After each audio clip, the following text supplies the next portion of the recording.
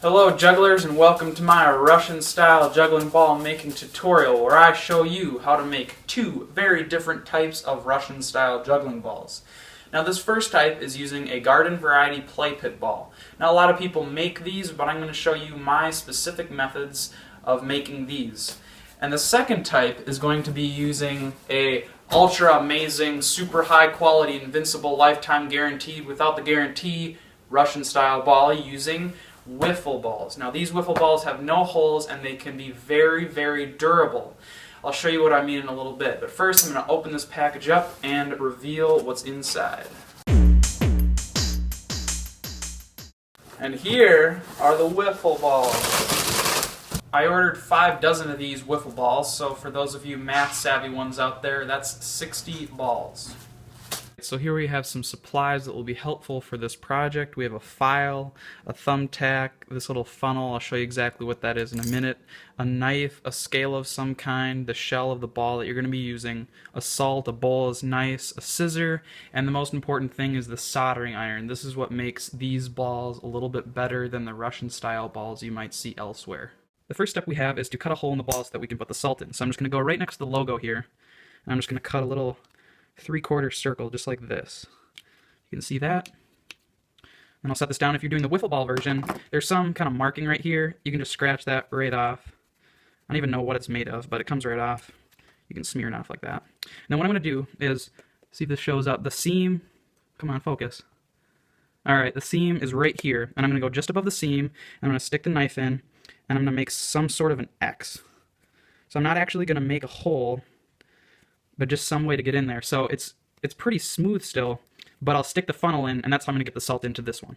Some people claim that Russian style balls wobble while they're thrown in the air, and while this can be true in cases, usually it's due to the ball being too light. Now after trial and error, I found out that with this 2.5-inch ball, 90 grams is about perfect. However, it's really just up to personal preference.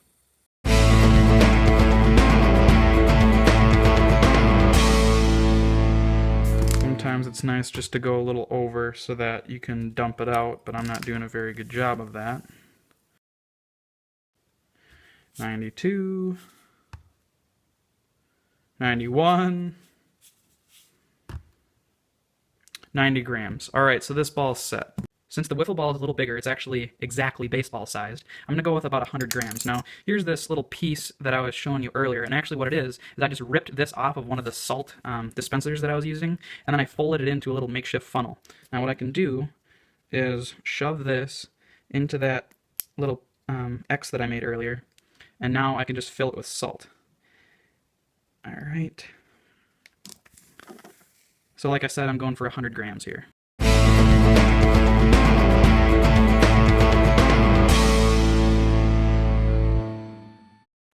Alright, that's close, and without the funnel, 99.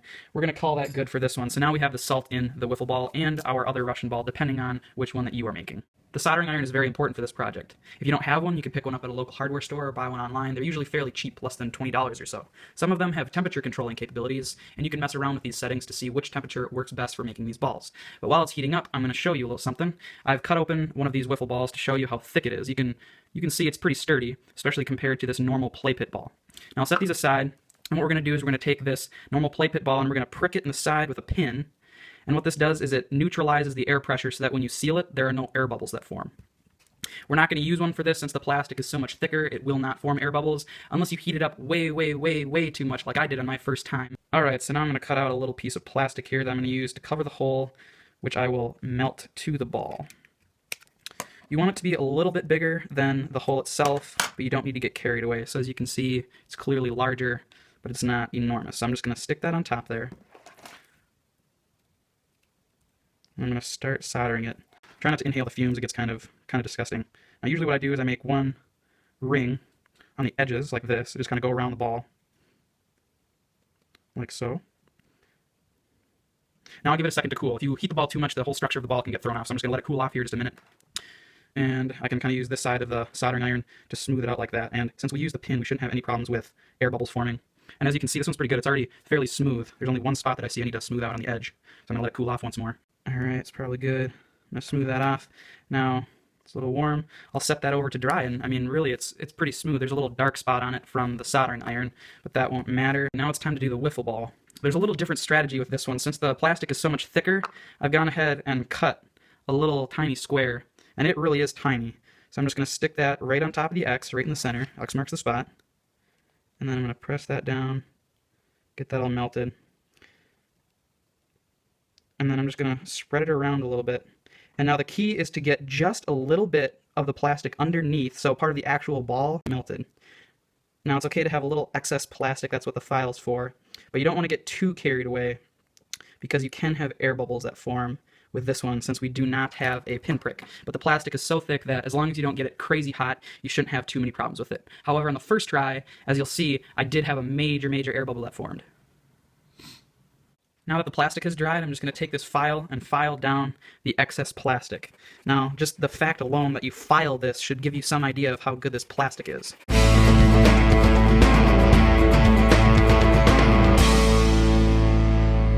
Alright, now, I mean, it's pretty darn smooth. There's only a slight discoloration because of the soldering iron, but this one is good to go.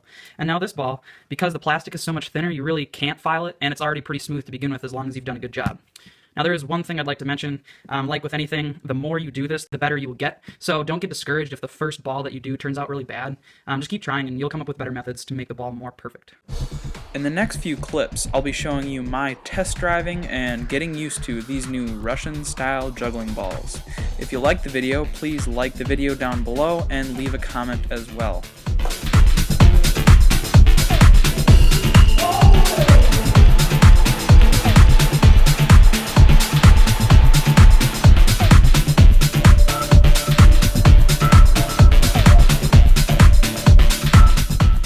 Feel free to try other methods of making these Russian-style juggling balls.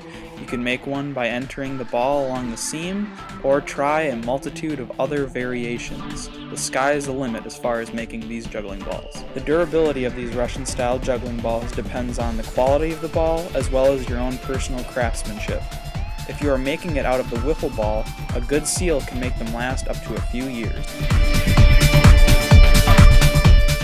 As always, thank you for watching my video, and don't forget to like and comment down below.